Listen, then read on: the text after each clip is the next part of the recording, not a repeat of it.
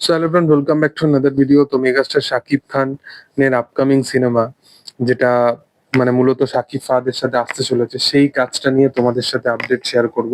দেখো, শাকিব ফাহাদের কাজটা এবং সেই কাজটা নিয়ে মানুষ প্রচন্ডভাবে এক্সাইটেড হয়ে আছে যে কাজটা কবে আসবে কবে আসবে।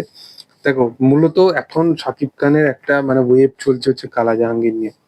সেই কাজটা নিয়ে মানুষ প্রচন্ডভাবে এক্সাইটেড আছে এবং মানুষ কবে সেই কাজের প্রথম লুক দেখতে পাবে সেটা নিয়ে মূলত কিছু একটা আপডেট এসছে। তোমাদের সাথে আমি নেক্সট কোনো একটা ভিডিওতে তোমাদের সাথে আমি শেয়ার করব। তবে এখন যেটা নিয়ে কথা বলবো, যে শাকিব ফাহাদ পরিচালক, সে কিন্তু এই জিনিসটাকে পুরোপুরি কনসিডার করেছে যে এই বছরেই কিন্তু সিনেমাটা আসার পুরোপুরি প্ল্যানিং চলছে।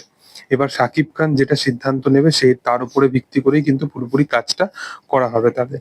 এবার এই কাজটার মূলত কিন্তু আহ, মানে কালা জাহাঙ্গীরের সাথে সাথে এই কাজটারও কিন্তু মূলত যতগুলো প্রি প্রোডাকশনের কাজ আছে বা যা যা কাজে তারা নিজেকে সংযত করতে পারে, সেটা কাস্টিং হোক বা যে কোনো জিনিস হোক, সেইগুলো কিন্তু তারা করার পুরোপুরি পরিকল্পনাও করছে।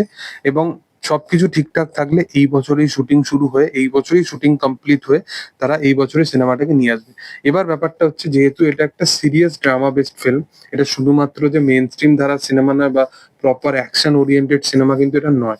তো সেই জিনিসটাকে মাথায় রেখে এটা কখনো ঈদ উপলক্ষ করে আসারও সিনেমা নয়, যেটা ঈদকে উপলক্ষ করে আসবে। কারণ ঈদের সময় সবসময় ওভার দ্য টপ বা লার্জার দ্যান লাইফ বা মেন স্ট্রিম ধারা সিনেমাগুলোকেই বেশি আনা প্রেফার করে মানুষ।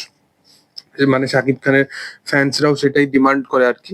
তো শাকিব খান সেই অনুযায়ী কাজ করে এবং তার পরিচালকও সেই অনুযায়ী সে বাছাই করে যে নেক্সট প্রজেক্টটা কার সাথে, নেক্সট প্রজেক্টটা কার সাথে। তবে তোমাদেরকে বলে রাখি যে মেগাস্টার শাকিব খান, সে কিন্তু এই প্রজেক্টটা খুব তাড়াতাড়ি নিয়ে আসতে চলেছে।